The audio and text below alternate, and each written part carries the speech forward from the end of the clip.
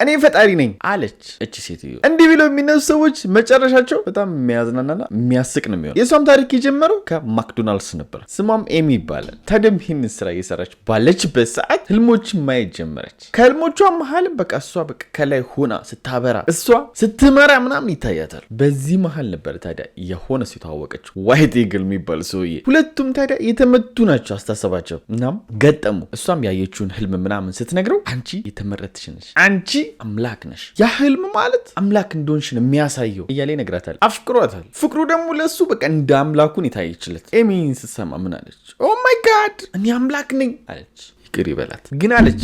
ከዛም እቅድ ማውጣት ጀመረች። እኔ አምላክ ነኝ፣ እንደ አምላክነቴ ምን ነው ማድረግ ያለብኝ፣ ምን ማሳካት ያለብኝ የሚለውን ነገር መጻፍና ማቀድ ጀመረች። ስታስበውም ደግሞ ይህን ነገር ለማሳካት ቤተሰቦቿን ጥላ በቃ ይህን ዓለም ለማዳን መውጣት አለብኝ አለች። ከዛም ባሏንና ልጆቿን ጥላ ከምትኖርበት ቴክሳስ ወደ ኮሎራዶ ሄደች። እዛም ልክ እንደደረሰች ዋይት ኢግል ተቀበላት። አምላኬ መጣሽ አላት ማለት ነው። እሷም ራሷን እናት አምላክ ብላ መጥራት ጀመረች።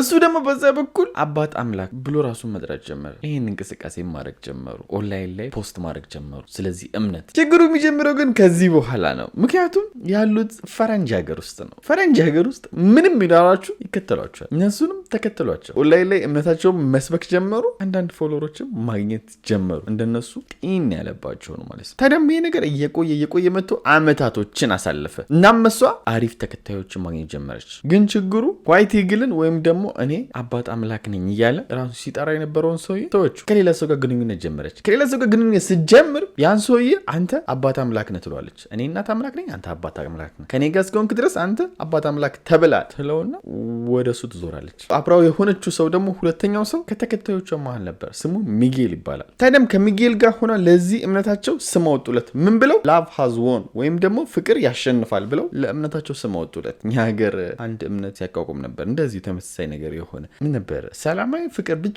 እንዲህ የሚለው ሰው ያስታውሳችሁታ። ደግሞ ስማቸውም ተመሳሳይ ነው። እሱም የሆነ ፍቅር ምናምን ነው የእምነቱ ስም። እሱም ያቋቋመው እነሱም ያቋቋሙት ፍቅር ያሸንፋል ነው። የነሱ ደግሞ አይ ቲንክ ከነሱ ኮርጆ ሊሆን ይችላል ብዬ አስባለሁ። ወይም ደግሞ እሱ ባይኮርጅም ሰይጣኑ ኮርጆ ነው የሚሆነው። ከነሱ ኮርጆ ለሱ ያስተማረው ማለት ነው። ብቻ ወደ ታሪኩ ስንመለስ ፍቅር ያሸንፋል ብለው በደንብ ማደራጀት ጀመሩ። ተከታይም ማፍራት ጀመሩ። ሚጌል ደግሞ ሂሳብ ላይ በጣም ጎበዝ ነው። ሂሳብ ላይ ኮንትሮል ማድረግ ጀመረ። እንዲሁም እምነቱንም ወደ ቢዝነስ እየቀየሩት መጡ። እናም በአካል መገናኘት አለብን መሰብሰብ አለብን ይላቸዋል። እነሱም መሰባሰብ ጀመሩ። ሲሰበሰቡ ደግሞ እሷን የራሷን ስብከት ሰብካለች። ምን እያለች? እኔ ማለት ከ600 ቢሊዮን በፊት የነበርኩ ነኝ። እኔ ብሞትም ወደ ሰው እየተቀየርኩ ነበረ። ክሊዮፓትራ ራሱ እኔ ነበርኩ፣ የግብጿ ንግስት ማለት ነው። በዚህ ብቻ አላቆመች። እኔ ከሞቱ ሰዎች ጋር ራሱ ግንኙነት ማድረግ እችላለሁ። እናም እንዳዋራችሁ የምፈልጉት ማንን ነው? ቱፓክን ነው? ማይክል ጃክሰንን ነው? ንገሩኝ። እኔ የፈለጋችሁትን ሰው ማዋራት እችላለሁ ትላችኋለች። ይሄም ብላ ብቻ ግን ብታቆም አሪፍ ነበረ። ትልቅ ችግር መፍጠር የጀመረችው ምን ስትል ነው? ሰዎችን በመንካት መፈወስ ይችላሉ ስትል ነው። ለዛውም ቀላል የሚባል በሽቶች አይደሉም፣ ካንሰርን እንዲሁም በኦቲዝም የተጠቁ ሰዎችን በመንካት ማዳን ይችላለሁ ትላቸዋለች። ከዚህ ሁሉ የባሰውና ትልቁ ችግር ምንድነው ታውቃላችሁ? ማመናቸው። አመኗት። አሁን ፍቅር ሲዝም ውጪ ቢሆን እንዳለ በቃ ፈረንጅ እንዲህ ብሎ ነበር ታገኙት ማለት ነው። እና እነሱ በዚች ሴትዮ አመኑ። ከዛ ግን ይሄ ሁሉ ነገር የመጣው ከምን ነበር ብያችሁ ነበር? ከቢዝነስ አንጻር አልነበር? ሰዎችን ማስከፈል ጀመረች። በእምነት የሚመጣ ነገር ደግሞ ከባድ ስለሆነ ሰዎች በሺህ የሚቆጠር ዶላሮችን ይከፍሏታል አንድ ሰው ራሱ። ለነሱ ደግሞ ትልቁ ጉዳት የሚሆነው ምንድነው? በዘመናዊ መልኩ የሚሰጠውን መድኃኒቶች አትጠቀሙ፣ አቁሙ፣ እኔ አድናችኋለሁ እያለች መድኃኒታቸውን እንዳይወስዱ ታደርጋችኋለች። እናንተ የሚያስፈልጋችሁን መድኃኒት እኔ ጋር ታገኛላችሁ፣ እኔ እሸጥላችኋለሁ። ዓለማዊ መድኃኒት አትግዙ እያለች ቅባት ትሸጥላችኋለች። የሚገርመው ነገር እዚህ ጋር ብርን መስራት ትፈልጋለች፣ ግን ራሷ የምትሸወደችበት ነገር አለ። ምንድነው? ይህንን ቅባት ራሷ ትጠጣዋለች። በተጨማሪ ደግሞ በጣም ትሰክራለች።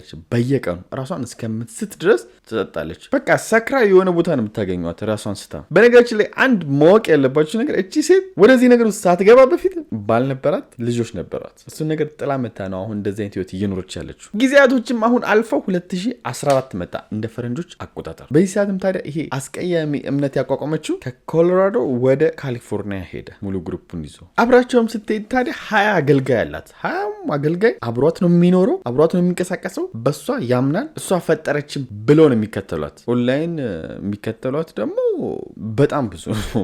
በጣም ማለት ነው። ስራዋን በዚህ በኩል ደግሞ አሪፍ ሆኖላታል። ኦንላይን ትሸጣለች ይሄንን ቅባት። ግን ትንሽ በአሁኑ ትንሽ አፕግሬድ ያደረጉት ምንድነው ኦንላይን የማዳን ሲስተም ከፍተዋል። ምንድነው ስካይፕ ኦር ደግሞ ፌስታይም ኦር ደግሞ በምን ልበላችሁ ቪዲዮ ኮል ብር ትከፍላላችሁ። እሷ በቪዲዮ ኮል ታወራታላችሁ። ስታወራት እናንተ ትድናላችሁ ትላችኋለች። ከዛ እናንተ ሌላ ሀገር ሆናችሁ እውነት ነው አምላኬ ድኛለሁ ትላላችሁ። አሁን ደግሞ አመታቶች አልፈው 2018 ይመጣል እንደ ፈረንጆች አቆጣጠር። ይሄኔ ነው ታዲያ ነገሮች ትርምስምስ የሚወጡት። ምክንያቱ ደግሞ አዳኝ ነኝ እንዳላለች ራሷ ታመመች። አብዛኛውን ጊዜ እንዲህ አምላክ ነኝ አዳኝ ነኝ የሚሉ ሰዎች መጨረሻቸው ይሄ ነው የሚሆነው። ራሳቸው ይታመማሉ። ህመሙም ደግሞ በጣም ከበዳት። በጣም በቃ ቪዲዮ ላይ የወጣች በጣም ህመም ውስጥ ነኝ ማለት ጀመረች። እንደዚህ የሆነችበት መንገድ ግልጽ ሊሆን የሚችለው አንደኛ በየቀኑ በጣም ነው መጠጥ የምትጠጣው አልኮል ማለት ነው። ራሷን እስከምትስት ይሄ ለጤና ጸር ነው። በዛ ላይ ደግሞ እንደዚህ አይነት ሁኔታዎችን ስታይ ምንም አይነት ዘመናዊ ሕክምና መውሰድ አልፈለገችም ሊያሽሏት የሚችሉ። ይሄ ነገርም እያደረ መጥቶ ከወገቧ በታች ማዘዝ አልቻለችም፣ ወይም ደግሞ ከወገቧ በታች ፓራላይዝ ሆነች። የትም ስትሄድ አሁን ታዲያ በሸክም ነው። የሆነ ሰው መጥቶ ብድግ ያረጋታል፣ የምትፈልግበት ቦታ ይወስዳታል። እንደዛ አድናለው አዳኝ ነኝ ስትል የነበረችው ሴትዮ ማለት ነው። ከቦታ ቦታ የሚያንቀሳቀሳትም አንድ ሰው አለ፣ ስሙም ጄሰን ይባላል። ይሄም ሰውዬ እንደተለመደችው ከዚህ በፊት አባት አምላክ እንደሚባሉት ይሄኛው ወደ 6ኛ ምናምን ነው። ባይዘው ብዙ ቀያይራለች። ልክ ከእሷ ጋር ስትሆኑ ምድር የምትባሉት አባት አምላክ ነው የምትባሉት፣ እሷ እናት አምላክ እና እሱ በቃ ከቦታ ቦታ እያንቀሳቀሰ የምትፈልገው ቦታ ይወስዳታል። አምላክ ተብየዋን ማለት ነው። ይሄ ህመም ላይ ሆናም አመታቶች አለፉ። አሁን እናም በዚህ በጣም መጎዳት ጀመረች። ኪሎዋ ሁሉ ወደ 34.5 ገባ። 34.5 በጣም ከስታ ማለት ነው። በሱ ብቻ አይደለም ቅባት እያለች ለነሱ የሚሸጥላቸውን ራሷ መጠቀም ሲጀምር የቆዳዋ ከለር ሁሉ መቀየር ጀመረ። የሆነ ከሰው ከለር ይወጣ። ይሄ እዚህ ጋር የምታዩት የራሷ ፎቶ ነው። እንደዚህ ነው ከለሯ መቀየር ጀመረው። የሆነ እንዴት ነው ልብ ብላችሁ ካያችሁት በደንብ የሆነ የብረት ቀለም የሆነ ብቻ ሰዎች ላይ ፊታችሁ ላይ ካልተቀባችሁት በስተቀር በተፈጥሮ ሊሆን የማይችለውን የቆዳ ቀለም እሷ ፊት ላይ መታየት ጀመረ። ልብ ማለት ስትጀምር ይሄ ነገር ሰውነቷን አካሏን ማየት ስትጀምር ልትሞት እንደሆነ ገባት። ልትሞት እንደሆነ ስታቅ ደግሞ ተከታዮቿን ሆስፒታሉ ሰዱኝ ትላቸዋለች። እነሱ ምን አሉ? በጭራሽ እምቢ ያሉበት ምክንያት ደግሞ ራሷ ኤሚ ያስተማረቻቸው ትምህርት ነው። ዘመናዊ ሕክምና ማድረግ እንደሌለባቸው ምናምን ራሷ አስተምራቸው እነሱ እምቢ ያሉ ጥሩ አይደለም ጀመሩ። በራሷ ትምህርት ራሷን ከለከሏት ማለት ነው። እንኪ ይህን ውሰጂበት እያሉ ራሷ ያመጣችውን ቅባት ይሰጧታል ማለት ነው። ያድናል ያለችው ወለ የሚደንቀውና የሚገርመው ነገር ኤሚ ሲመራት እኔ በቃ አምላክ አይደለሁም ፍቱኝ ብላ ነበር። ግን ተከታዮቿ ኖ አንቺ አምላክ ነሽ፣ ይሄ የሚያሳስትሽ መጥፎ ነገር ነው፣ አምላካችንማ ነሽ ብለው ገገቡባት ማለት ነው። አስቡት፣ ራሳችሁ ሰብካችሁ ራሳችሁ ስትጠመዱ ማለት ነው። ቆይኔ ያያችሁት ነገር ድራማ ቢሆንስ ፈጥሬ ቢሆንስ ስትላቸው እኛ በአይናችን አይተናል አንቺ ስትፈውሽ እያሉ በቃ ስግጥ ብለው ገገሙባት ማለት ነው። እሷ ላይ ምንም ሆስፒታል ሊወስዷት አልቻሉ። ታዲያም አሁን 2020 ነበር እንደ ፈረንጆች አቆጣጠር። በዚህ ሰዓት እሷን ወደ የሆነ ቦታ ይወስዷታል። እዛ ቦታ ላይ ቆዳዋ አሁን ብሶበታል። ወለ ማስክ ያደረገች ነው የሚመስለው። የሆነ ሰማያዊ አትሉት የሆነ አረንጓዴ የሆነ እንዴት ነው ሴቶች ለምናምን የምትቀቡት አቮካዶ ምናምን እንደዛ በቃ ተቀብታ ነው የሚመስለው። ይሄ ሙኒቷ ታዲያ ብዙ አልቆየም፣ ወዲያው ጸጣለች ማለት ነው፣ ሞተች። ይደነቀኝ ከዚህ በኋላ ተከታዮቿ ያደረጉት ነገር ነው ማለት እንዳመኗት ግልጽ ነው። ስለዚህ ምን ብለው አሰቡ? ከነ አካሏ እሷ ትሄዳለች ታርጋለች ምናምን ብለው ማሰብ ጀመሩ። በዚህም የተነሳ መሞቷን ለፖሊስ ወይም ደግሞ ለአካባቢው መንግስት ምናምን ስትሞቱ ያው ሪፖርት መደረግ አለበት አላደረጉ። በቃ የሆነ ወይ የምትነሳ ወይ የሆነ ነገር የምትሆን ነው የመሰላቸው። ብትሞትም እሷ እነሳለሁ በሌላ አካል ምናምን ስላለች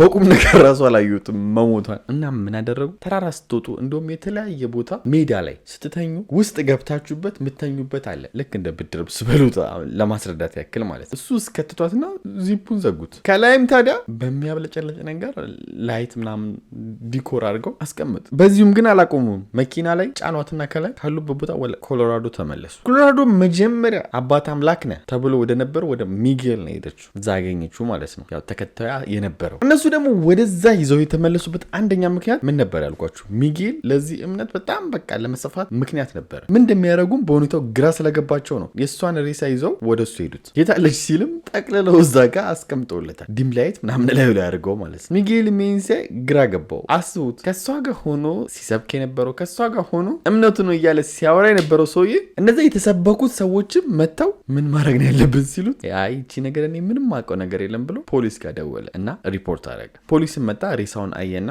7 የሚሆኑ ሰዎችን ወዲያው አሰረ። የእሷ ተከታይ የነበሩትን ወይም ሚጌል ጋር የመጡትን ማለት ነው። የመጀመሪያ ክሳቸውም የሆነው የሞተ ሰው ወይም ደግሞ ሬሳ በአግባቡ አለመቅበር በሚል ነበር። ግን ከትንሽ ቀናቶች በኋላ ይሄ ክሳቸው ውድቅ ሆነ። ምንድነው ምክንያቱ? እምነት። ይህን ነገር ሆን ብለው ወይም ደግሞ ለጥፋት እንዳላደረጉት ካወቁ በኋላ እንዳለ ክሳቸው ተነሳላቸው፣ በነፃ ተለቀቁ። የዛሬ እውነተኛ ታሪካችን ይህን ይመስላል። አደራ ምላችሁ ፍቅር ሲዝም ከሀገር እንዳይወጣ። ከሀገር ከወጣ ህዝቤ እንዳለ እንዲህ ነው የሚለው ማለት ነው። የሚከተለው አያጣም። እንግዲህ ይህን ይመስላል እውነተኛ ታሪካችን። በቀጣይ ቪዲዮ እስከምንገናኝ ወዳችኋለሁ። ባይ